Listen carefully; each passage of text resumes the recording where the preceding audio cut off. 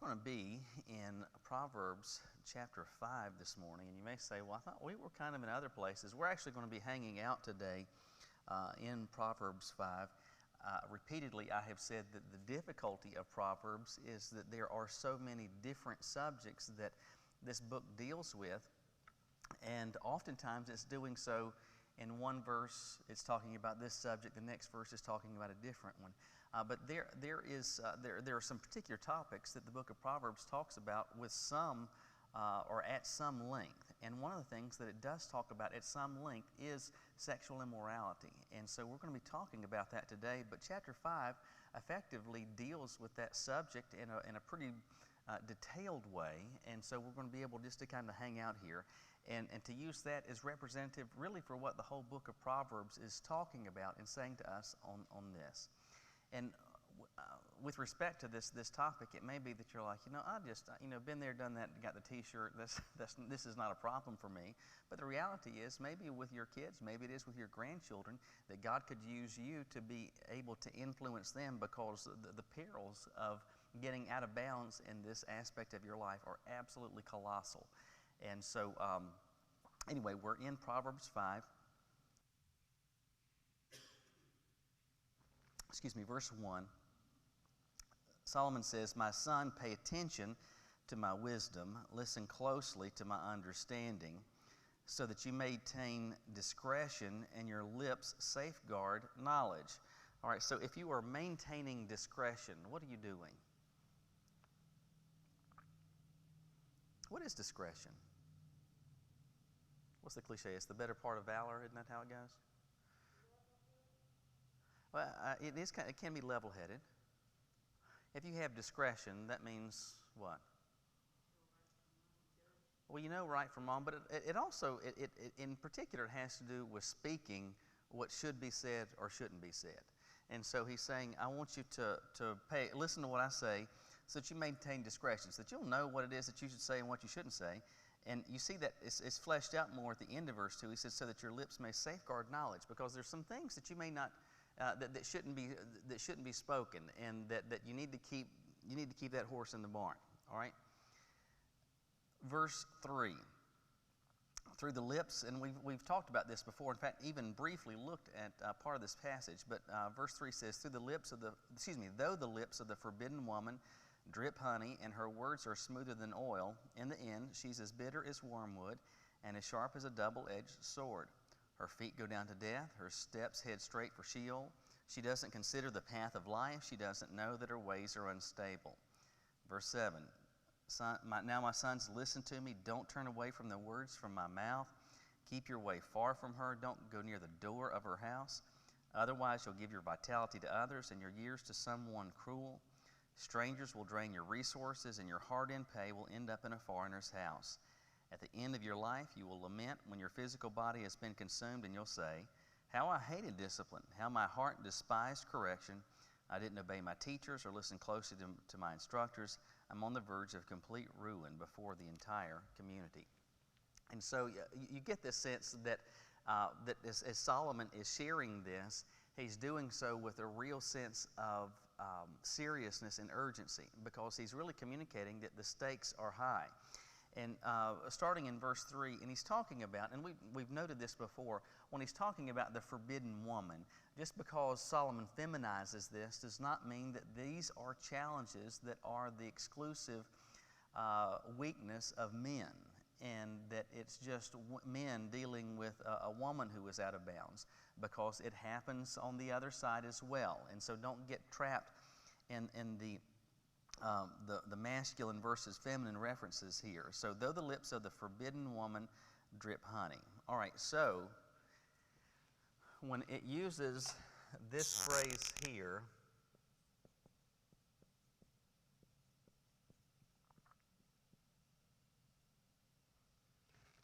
what's the operative word in that phrase? It's not woman, it's forbidden, isn't it?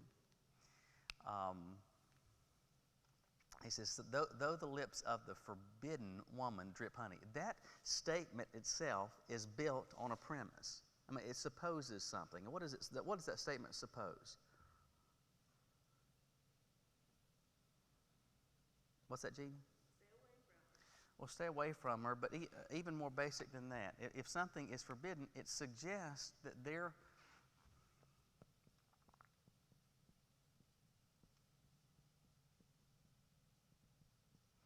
are boundaries. Doesn't it suggest that? Because if something is forbidden, that means here's the line, don't cross this line. Now, let me ask you this. With respect to human nature, how well is it that we operate with that which is forbidden? Do I? It may not be what we wanted initially, but it becomes what we want. I remember, for example, when I was in elementary school, there was some sort of eclipse that was going on. And in class, we had made these devices with paper plates or something that you might be able to hold it down. And then, or you remember a couple years ago, there was that big eclipse, or I don't remember what was going on. Remember it got dark in the middle of the day? It was, and so when that's going on, and like when I have my kids to see this, what's the thing that you want to say to them? Don't look at the sun. All right, so I remember as a kid being out on the bus parking lot and then them saying, don't look at the sun. And on any other day, what do I have any interest in looking at the sun? No. On that day, what did I want to do? And I remember taking a peek. Why? Because it was out of bounds. But in truth, this is kind of how it's always been. And you have, going back to the Garden of Eden, you had this forbidden fruit. And then the fact that something is out of bounds, just somehow, I don't know if it's curiosity or exactly what it is, but there's something about us that desires that which is out of bounds. But we need to understand that there are boundaries. And let me ask you this. Like on the way here, you might not have paid attention to it, but it's likely that you passed, in fact, it is certain, if you drove here today, that you were operating with boundaries. What kind of boundaries did you operate with? Yeah, with lines. And so you had a white line and a yellow line. Now, what's the good thing about those lines?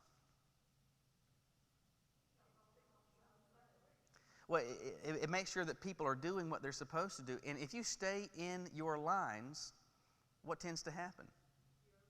You tend to be okay. And when you get out of bounds, when you cross the line, that's when trouble comes. Unfortunately, human nature, something about it, it's like, let me look up at the sun type of thing. But there are boundaries. And so when it describes this forbidden woman, it reminds us that there are boundaries that have been established. But let me ask you this, why are boundaries ever given? Because they protect us. And so if you come out of the church parking lot and you head left onto Hilltop Road, as you go down the hill, you go over a creek, and on either side of the road, there are guardrails up. Those are clearly defined boundaries. And what's the benefit of those guardrails? Well, they keep your car from going off that down into the creek. And so that's good. It is for your good. And so we need to remind ourselves that as God has given us boundaries, and there are lots of them, that the boundaries are given for our good.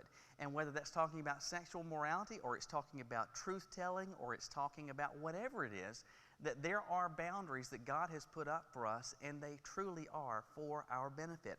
They are to protect us. They are to try to keep bad things from becoming part of our experience, and to try to keep the good things and the blessings for us. But you know what the problem is? Every one of us is dumb. We all are. And it's something about it, the fact that something is forbidden, we're like, oh really? Oh. But when we're operating with wisdom, and Solomon is saying, please, listen closely to my understanding. Pay attention. He says, pay attention to my wisdom. So, like, you may not be getting this, but if you'll just lean on my experience, trust me in this, listen to me in this. He says, so you've got the lips of a forbidden woman that drip honey, and her words are smoother than oil. So she's saying all the right things. And she's saying that which sounds really good, that sounds enticing, that sounds positive. But the reality is, this doesn't have to be a she. It could be a he.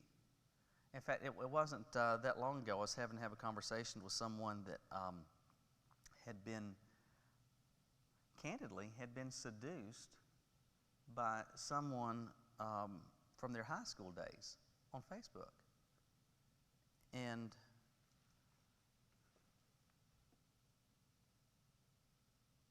I said, let me just tell you that this person, I don't know anything about them, but they're no good. They are no good at all, because they are out of bounds, and they are not good for you. This is someone that doesn't care for God's standards. This is someone that doesn't have your best interest at heart. But they are saying things that sound what? It just melts my heart, and it makes me feel so wanted, and it makes me feel so desired. It makes me feel all these wonderful things. And he says, the lips of the forbidden woman, they drip honey. And I'm telling you, sugar wouldn't melt in her mouth. She is so sweet. While that is the case, what's also true of her? What does he say? What's also true of her? Yeah, in the end, she's as bitter as wormwood and as sharp as a double-edged sword. And so that means, because initially he's talking about honey, and so we want to have honey. Like, I don't know, the other night we had some biscuits, and I got some butter on it, and I put some honey on it. I've never had wormwood, but it didn't occur to me to ask Caroline, do we have any wormwood that I could put on this hot biscuit? I don't really know what wormwood tastes like, but my guess is, yeah, probably not so good. So what it sounds so good, it sounds so sweet. Honestly, isn't that kind of how coffee? And don't get me wrong, I like coffee, but does coffee smell better or taste better?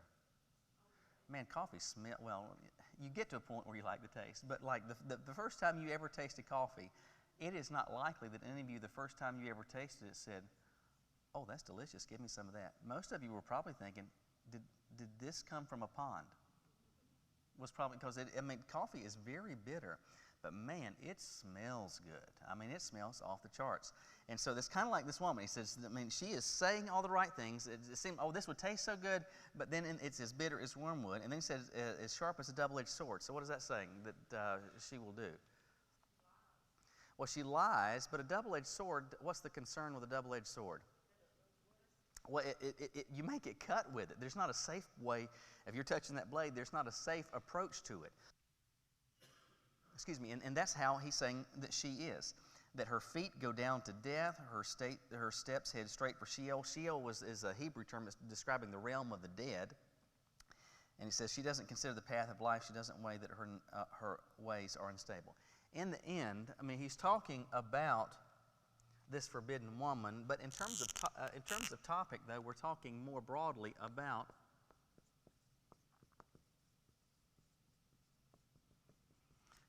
sexual immorality. And like if you just pay attention to the stuff that he has said already at this point, there's some pretty basic lessons that we can glean from this. And so, like, what would you say is a lesson just based on this topic, based on what he said, that are true? That you do need to know right from wrong, and that there are boundaries, that there are some things that are right and wrong. What else? Watch out for why do you need to watch out for what she says? You get taken in, and so you're kind of, let me just, this is how I would say it.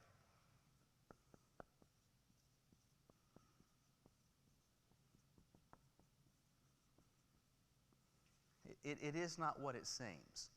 And so with respect to this subject, what does sexual immorality, I can't, better, easier for you to say. What does sexual immorality seem? What does it suggest? What does it promise? I'm sorry? It promises pleasure. What else? Love. Well, so I get pleasure, love. What else?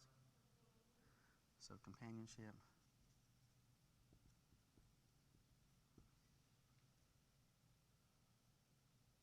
Well, and as part of this, just the fact that I feel wanted or desired, that matters to us, doesn't it? I mean, we don't want people to be indifferent to us. And so here, I've got this person, male or female, whoever it is that's talking to me, they are saying all the right things, and everything that they're saying indicates that this is what is going to be my experience. And so Solomon is saying, this is not what it seems. Perception and reality are different. So this is what perception, what it seems that it's going to be, but what does he say it's going to be? It's instead of pleasure, what are you going to experience? Let's do what? You'll experience heartache and pain. What else? Say it again. Destruction. Somebody said something over here? Guilt.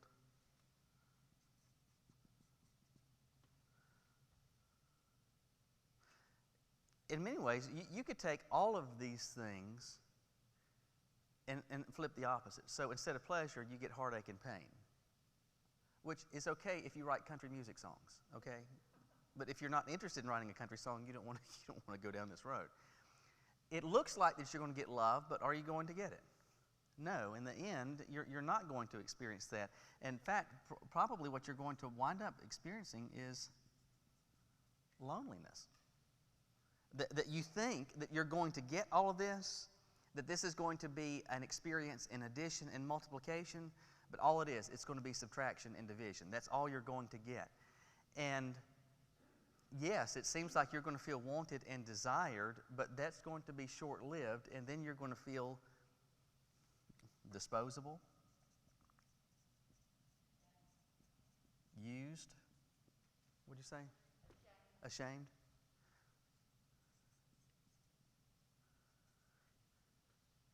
So, Solomon is saying, listen, with respect to sexual immorality, it's not what it seems.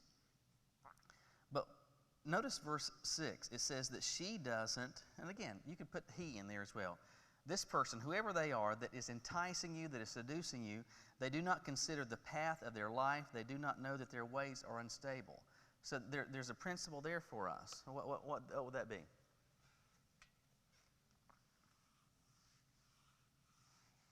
This is telling us something about this person, doesn't it?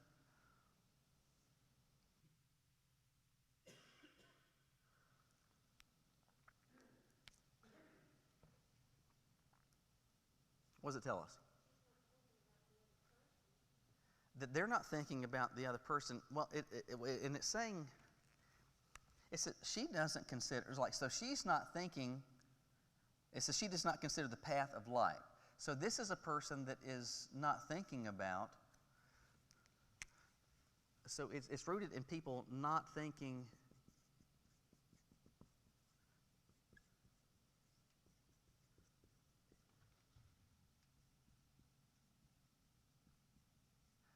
they're not thinking long term. A little further, and long term is very subjective. I mean, that doesn't have to mean years. Sometimes it could mean weeks or months. But this is someone that's not thinking about further down the road, or more broadly, they're not thinking about consequences. And it says that she doesn't consider the path of life. She doesn't know that her ways are unstable. What does that mean? That sexual immorality is operating, is occurring where you have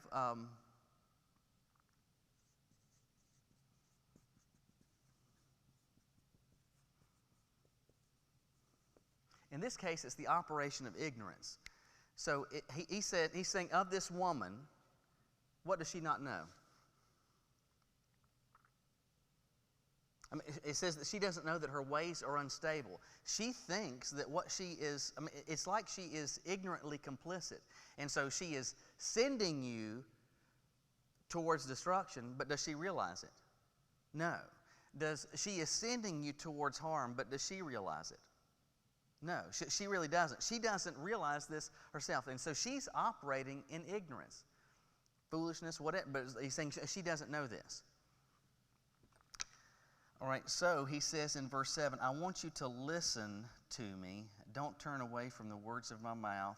And then he says, keep your way, what? Far from her. But then he says,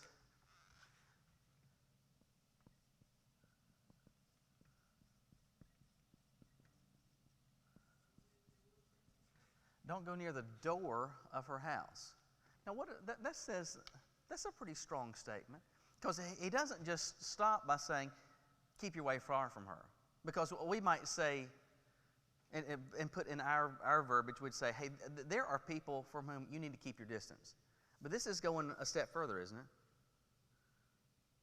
Because if somebody's in their house, they're still separated from you, aren't they? And if they're in their house behind the door, they're still separated from you. And what does Solomon say?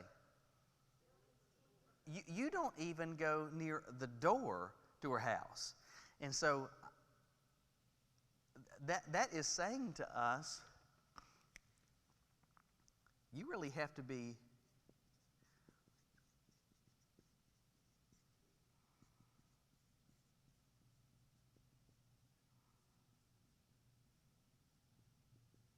intentional in observing boundaries. So it's not simply realizing, hey, this is somebody and this is a situation that is not good for me and I want to stay away from it. I want to really stay away from it. And so if the line is right here, do I come right here? No, I need to keep it way on back. Because the problem is if I come up here to the line, what makes it, that last step gets really small, doesn't it? And so if I'm experiencing some weakness back here, if I take one step towards and maybe I engage in a little flirtatious comment, maybe then, I was flirting too much with that, and then I realized, I shouldn't have been doing that. So, I wasn't right there at the very edge. And so there's still some protection here. He says, don't go near the door of her house. Now, this is saying something to us about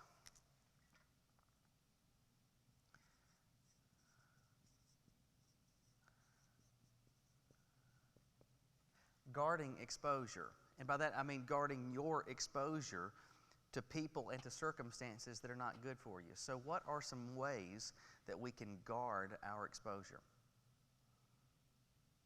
in this area? Stay away, but it's easy to say, well, you just stay away from people that'll mess you up. But I think, honestly, we need to think even more specifically than that. What do we need to do? I'm sorry? You need to fill your life with the right things. But I'm thinking just very practical stuff. What's some stuff that we can do to help guard our exposure to prevent ourselves from going down this road?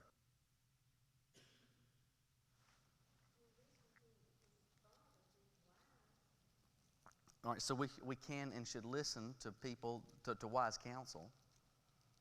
What else should we do?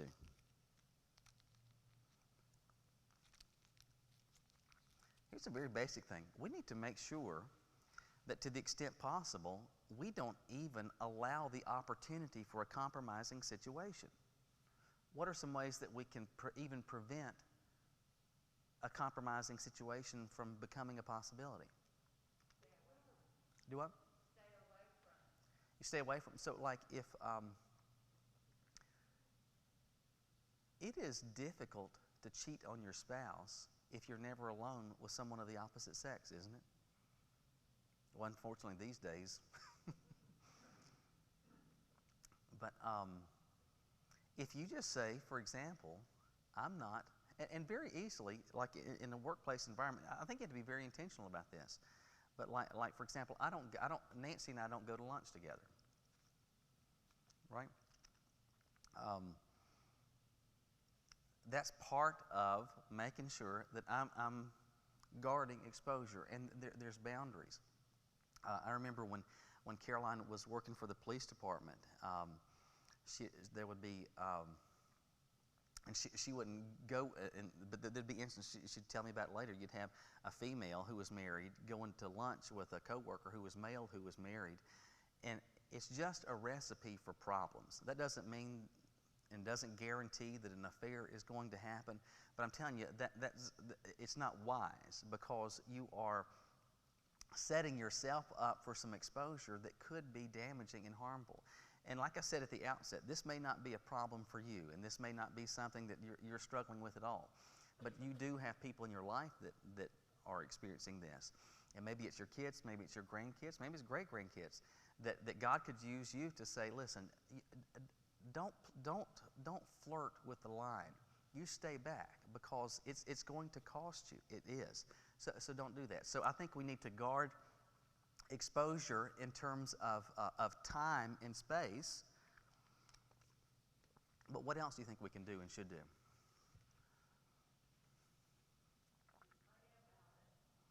You ought to pray about it and say, because, I don't know, you remember what Paul says in 1 Corinthians 10:13. He says this, that no temptation has overtaken you except such as common to man, which is to say that there's not superhuman temptation that Jerry gets that I don't get, or that I get that he doesn't get. So we all experience essentially the same types of temptation. So no temptation has overtaken you except such as common to man. But he says, God is faithful, and he's not going to allow you to be tempted beyond what you're able. And the great news is that verse finishes with, that with the temptation, he will make what? Do you remember? A way of escape so that you might be able to bear it. So temptation always occurs it never occurs in isolation. With the temptation, the other side of the coin is the exit door. So pay attention to it.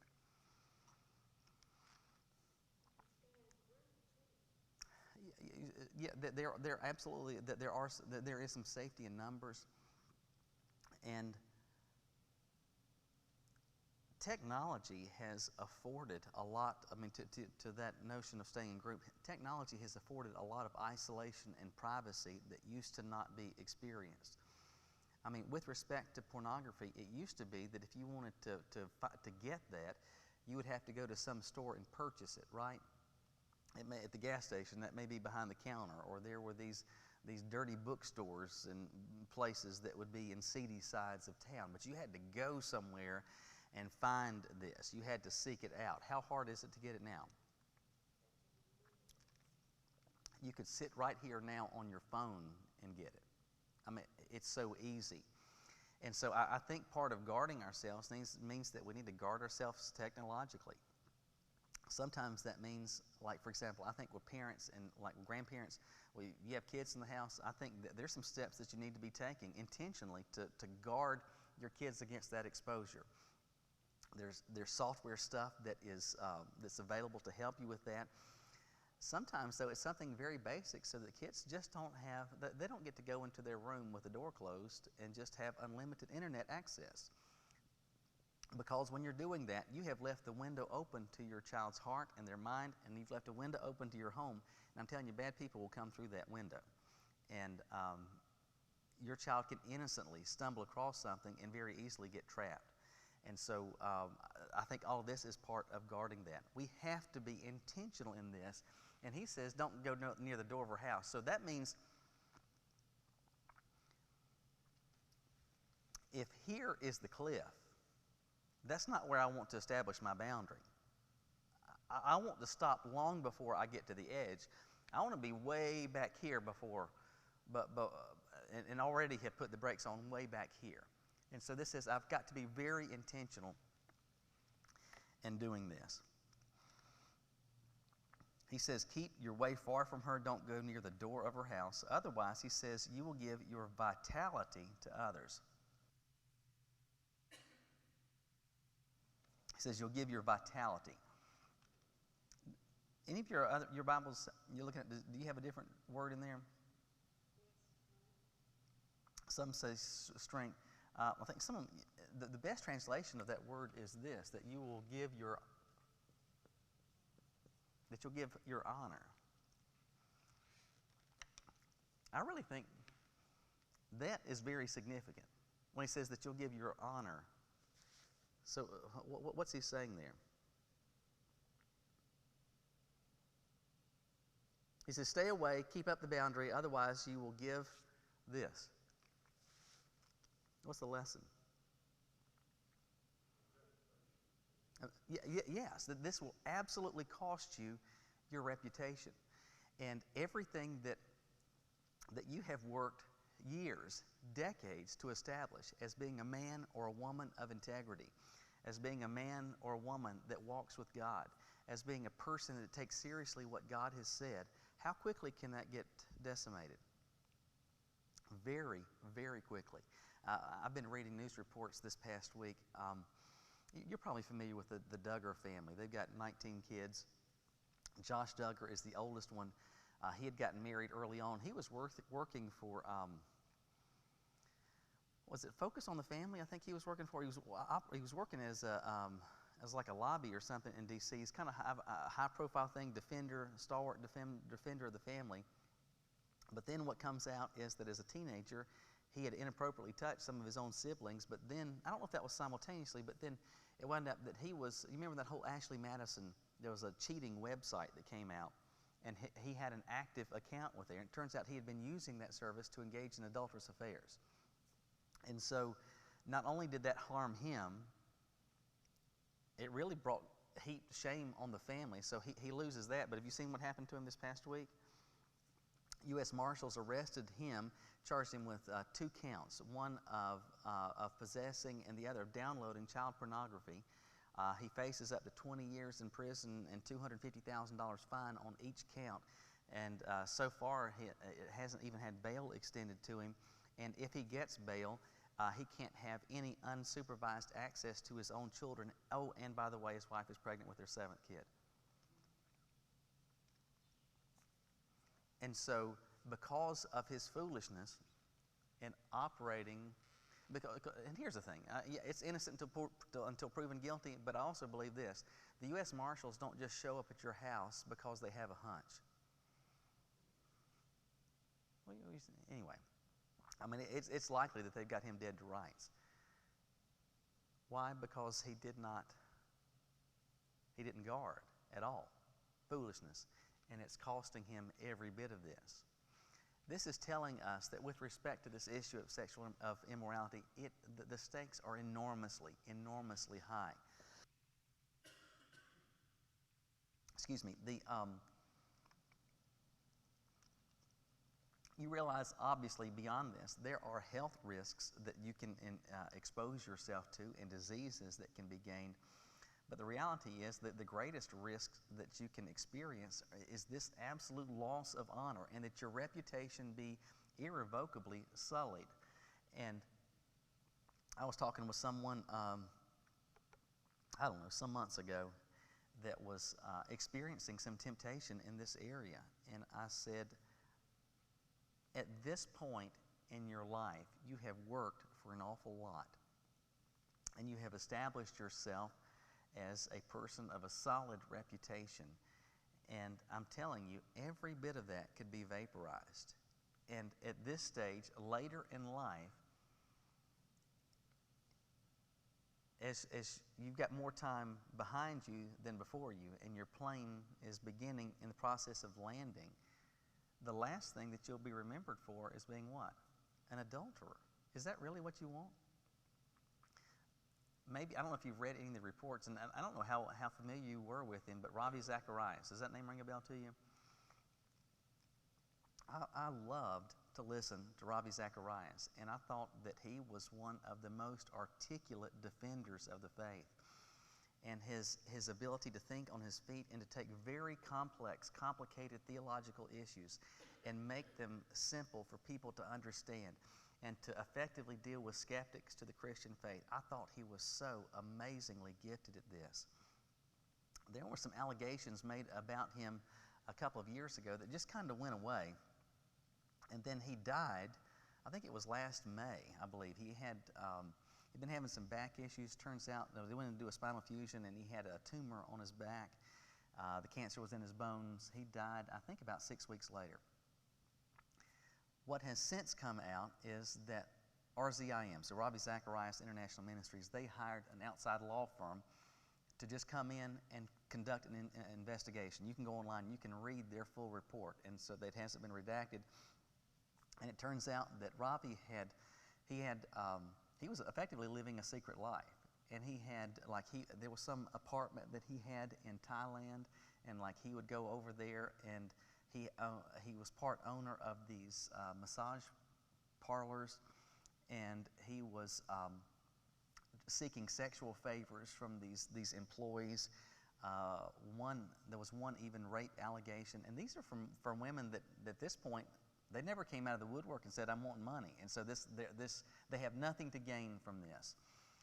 But it seems that everything that he worked decades for. In fact, at his death, there was this apologetics group, RZIM, Ravi Zacharias International Ministries, that had dozens of apologists that were working for them, speaking in college campuses and in forums all across the country, and all of this literature, all these videos. And what's going to happen to that? It has completely shut down. They're in the process of liquidating everything. Whatever exists will not bear his name. It's tragic. Every bit of that has been lost. And so the point is that we're not talking about, and when Solomon says, pay attention to my words, he's saying that the stakes are really high. And this, you can't buy that at Sam's. They don't have it at Costco. They don't have it anywhere. That is earned, and it's earned over time. But you know how much time it takes to lose it? About that much. So don't be playing games with this stuff. Because he says at the end of your life, he said, you'll lament when your physical body is consumed. So you are in the process of experiencing your dying days and looking back. And the hope is that you would look back with some measure of satisfaction and peace and saying, you know what, I didn't do this perfectly, but I tried to keep it between the lines. I'm leaving a legacy of love and faith and fidelity and Christ-likeness and all of these things. He said, you're not going to feel that way. Instead, he says, you're going to say this: I hated discipline. My heart despised correction. I was so blessed stupid. The worst thing about regret is this: experiencing regret too late. Experiencing regret at the end and towards the finish line. And so he's saying, listen, that's where you're going to wind up. That's where you're going to land. Years ago in Charlotte, I had a guy that I came to meet indirectly. His name was Ray. Ray he died, I don't know, a year or two, I guess, after I came here. But we had a retired minister in our church that walked in the cemetery. And he saw this guy, this elderly man, in a lawn chair next to a freshly dug grave, and it was pretty clear he was upset. And so he goes over to him, introduces himself, and he said, you know, I'm a retired minister. Is there anything that I can do to help you? Anyway, I can pray for you, encourage you. And so he's sitting there, and he's got tears coming down his face, and he's looking at his wife's grave, and he says, can you tell me where she is? Can you tell me where she is? And so he begins to talk with him, share with him about the gospel. That guy went to our church, and so he put me in contact with Ray, and I started visiting with Ray. He started coming to our church. I was able to share the gospel with him. He makes a decision to trust Christ, but as part of the process, he starts sharing with me his story. And as part of his story, years ago, for business, he used to travel, and apparently there were 3 times over the years that he cheated on his wife. And he said there's a sense in which I think that she knew, but we never talked about it. And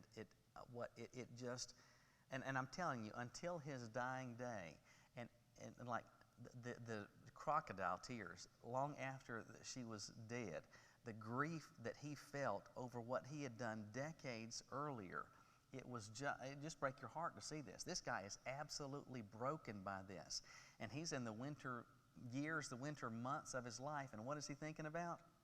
He's thinking about how horrible he had acted. He's thinking about the damage that he's caused. He's thinking about how he spurned his wife's love and affection and found cheap thrills that were effectively empty promises.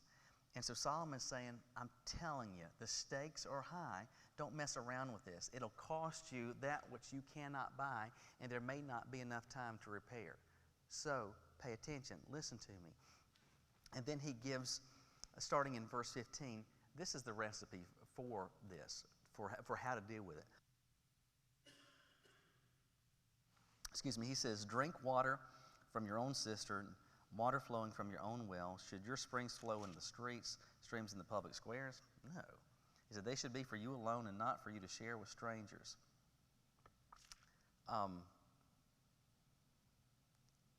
he's talking euphemistically there, isn't he? What's he saying?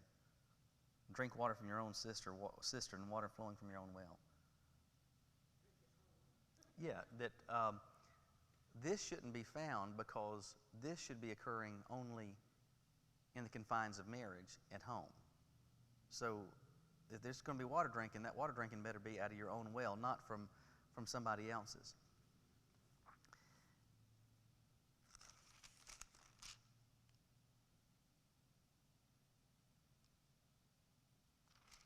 I remember years ago, when he says, "Should your springs flow in the streets, streams in the public squares?"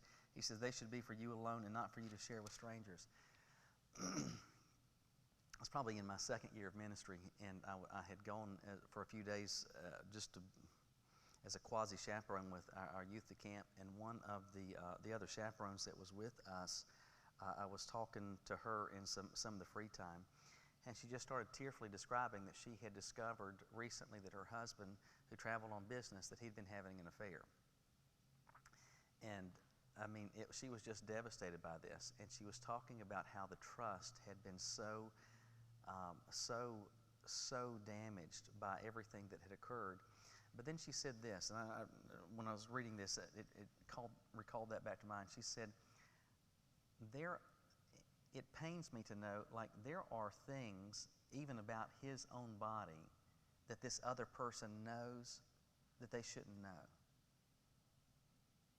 And the fact that that is known, it just breaks my heart.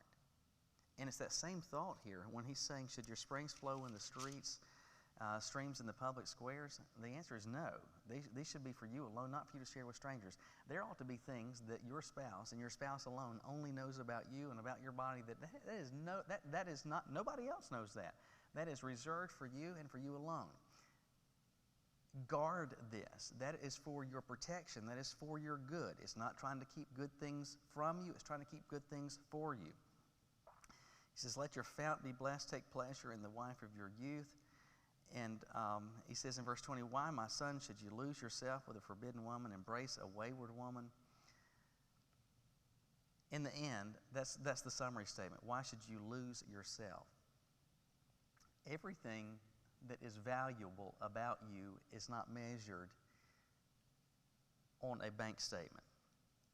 It's about who you are as a person, the integrity, the character that you possess, and every bit of that can be decimated by acting out of bounds in this area of life. And so he's saying, why would you want to lose yourself? Why would you want to effectively cast aside everything that is valuable about you? Because that's what you're doing when you act carelessly in this aspect of your life. So please don't do this.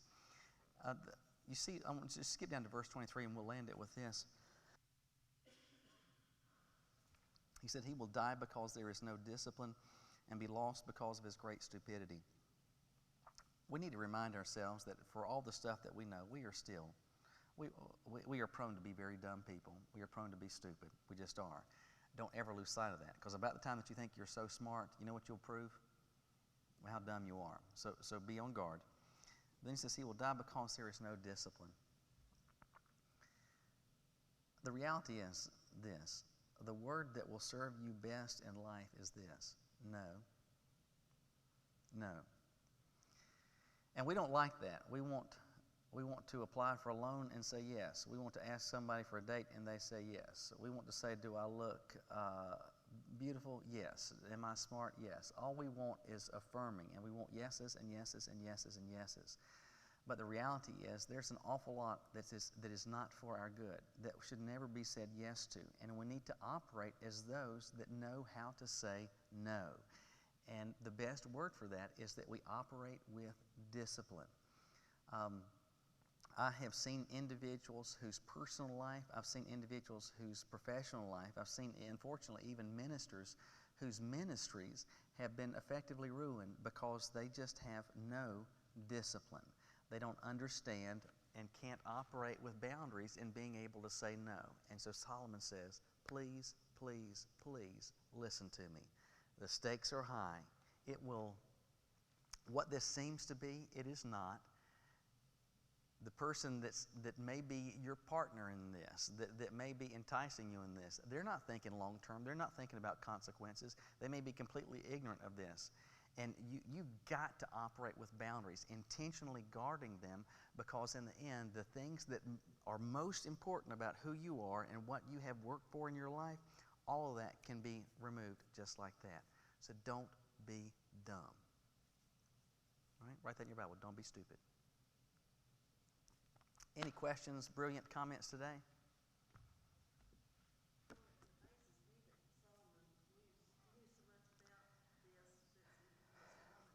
It does seem that there's a whole lot to do as I say. Yeah, it is. So, if you could, she said it does seem that Solomon is the one saying this. This is a guy with 1,000 women in his life.